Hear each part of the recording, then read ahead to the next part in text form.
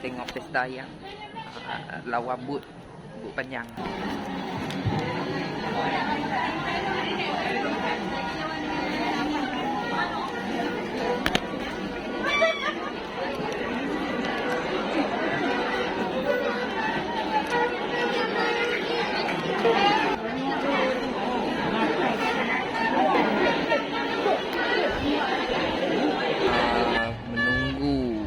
Para fighter Poh Panjang.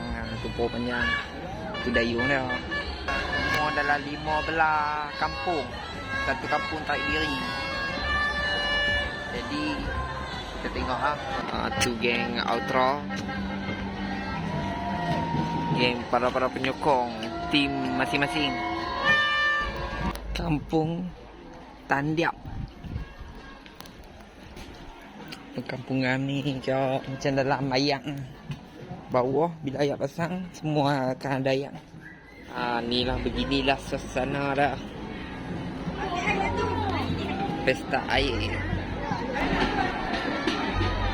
Pesta air. Difahamkan di sana adalah finishing dah.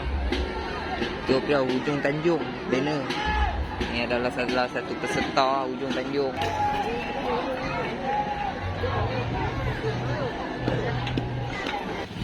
Ni adalah Jambatan Tuanku Sheikh Putra, Jambatan Pelangi.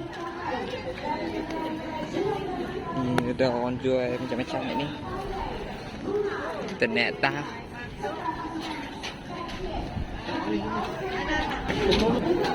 Oh, ni pun ada macam-macam orang jual.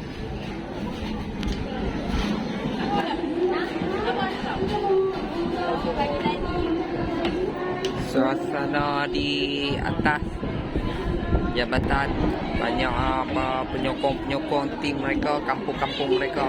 Merah, kuning, pink pun ada. Bagaikan langit di sore hari, berwarna biru, sebiru hatiku, menanti kabar yang aku tunggu. Peluk dan cium, hangatkan